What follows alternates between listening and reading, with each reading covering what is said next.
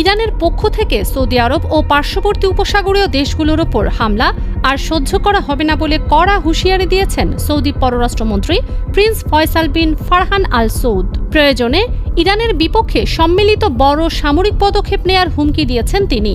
3 সপ্তাহ ধরে চলা যুদ্ধে ইরানের বিরুদ্ধে সৌদি আরবের পক্ষ থেকে এটি এখন পর্যন্ত সবচেয়ে কড়া প্রতিক্রিয়া। 18 মার্চ রিয়াদে আরব রাষ্ট্রগুলোর পররাষ্ট্রমন্ত্রীদের বৈঠক শেষে সংবাদ সম্মেলনে এই হুঁশিয়ারি দেন সৌদি পররাষ্ট্রমন্ত্রী।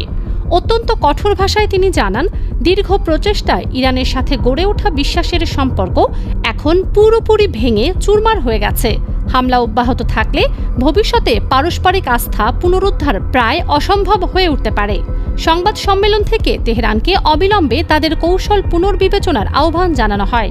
সৌদি পররাষ্ট্রমন্ত্রী বলেন, ইরান ইচ্ছাকৃতভাবে প্রতিবেশী দেশগুলোর সাথে বৈরী আচরণ করছে এবং পরিকল্পিত হামলা চালাচ্ছে।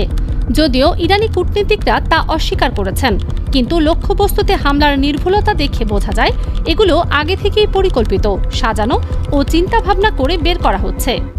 এ প্রসঙ্গে তিনি আরও বলেন, ইরান হামলার মাধ্যমে তার প্রতিবেশীদের ওপর চাপ সৃষ্টির চেষ্টা করছে, কিন্তু সৌদি আরব এ ধরনের চাপের মুখে নতি স্বীকার করবে না, বরং ইরানের এই অন্যায্য চাপ তাদের উপরেই ফিরে আসবে। সৌদি পররাষ্ট্রমন্ত্রী সতর্কতা জানিয়ে বলেন, ইরানের হামলা সহ্য করার একটা সীমা আছে, তা অসীম নয়। এই ধৈর্য কতদিন থাকবে, 1 দিন 2 দিন নাকি 1 সপ্তাহ, তা আমি বলতে চাই না।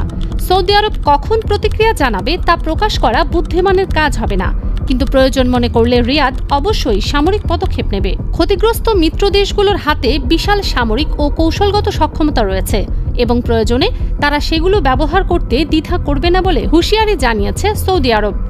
এর আগে 18 মার্চ ইরানের সাউথ পার্স গ্যাস ক্ষেত্রে হামলা চালায় ইসরায়েল। এর প্রতিক্রিয়ায় ইরান উপসাগরীয় দেশগুলোর জ্বালানি স্থাপনায় পাল্টা হামলা চালায়।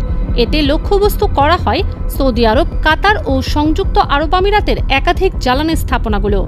এর মধ্যে কাতারের রাশলাফান গ্যাস ফ্যাসিলিটি এবং সংযুক্ত আরব আমিরাতের হাবশান গ্যাস ফ্যাসিলিটি ক্ষতিগ্রস্ত হওয়ার খবর আসে। ইরানের ইসলামী বিপ্লবী গার্ড বাহিনী IRGC আগেই হুমকি দিয়েছিল যে কাতার, সৌদি আরব ও সংযুক্ত আরব আমিরাতের জ্বালানি স্থাপনাগুলো লক্ষ্যবস্তু হতে পারে। সৌদি প্রতিরক্ষা মন্ত্রণালয় জানায়, রিয়াদকে লক্ষ্য করে ছোড়া 4টি ব্যালিস্টিক ক্ষেপণাস্ত্র তারা প্রতিহত করেছে। যুদ্ধের শুরু থেকেই সৌদি আরব শত শত ড্রোন ও মিসাইল হামলার শিকার হচ্ছে। তবে 18 মার্চের সরাসরি আক্রমণ রিয়াদবাসীদের মধ্যে নজিরবিহীন আতঙ্ক তৈরি করেছে বলে সৌদি জানাচ্ছে। দীর্ঘদিনের শত্রুতা কাটিয়ে 2023 সালে সৌদি আরব ও ইরান কূটনৈতিক সম্পর্ক স্থাপন করেছিল, কিন্তু বর্তমান পরিস্থিতি সেই সমঝোতাকে খাদের কিনারায় দাঁড় করিয়েছে। ফারজানা মৌসুমী, দুতিয়াল।